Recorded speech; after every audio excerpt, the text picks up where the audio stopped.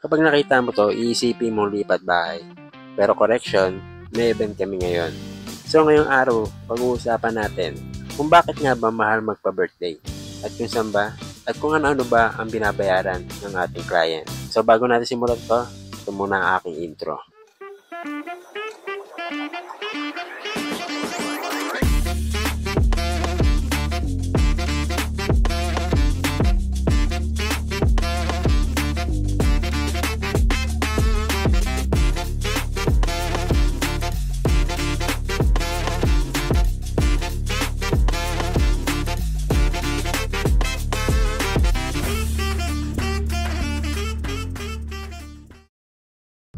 So simulan natin sa pag-aakit ng gamit, pagsasalansan at pagbababa ng gamit.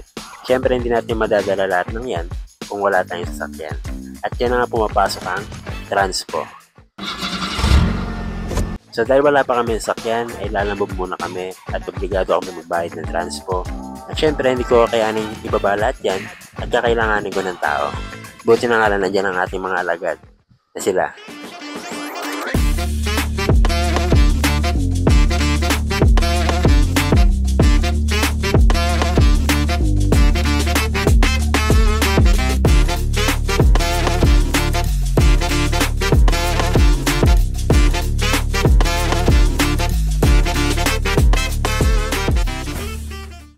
Siyempre, hindi naman pwedeng tinapay at soft drinks lang ang ibigay natin sa kanila. Kailangan bayaran natin sila ng nararapat para sa kanila. Pangatlo, mga materyales o mga gamit. Siyempre, hindi natin mapaganda ang isang birthday o isang event kung walang mga gamit o mga materyales. Sa susunod naman dyan ay ang effort. Ang effort ng bawat isa sa amin para mapaganda at mabigay ang magandang service para sa aming client. Siyempre, kung meron na tayong materyales o gamit, dapat meron din tayong talent para mapaganda natin ang isang event mula backdrop hanggang buffet hanggang entrance.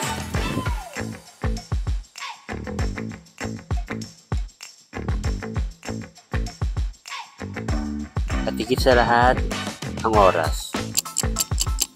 Hanggang sa pag-aakit ng gamit, hanggang sa pag-setup, hanggang sa pagpapaganda, hanggang sa pagdating ng ating mga bisita, may ibigay namin ang aming service hanggang matapos, na minsan inaabot ng 10 oras.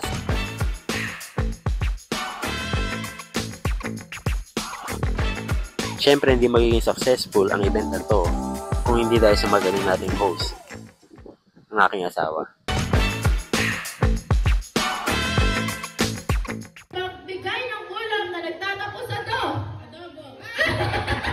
Ngayon, alam nyo na kung saan ba napupunta ang mga binabayad nyo sa aming mga supplier. Kaya ang tangin nyo na lang gagawin ay magbihis, pumunta ng event at magsaya.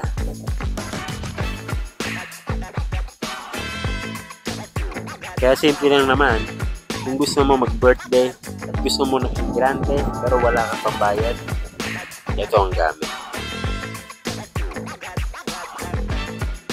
So hanggang dito na itong video na to. Sana meron kayo naintindihan at naunawaan. Maraming salamat sa panonood. Kaya kung gusto mo ng birthday na budget meal pero maganda, mag-PM ka na dito.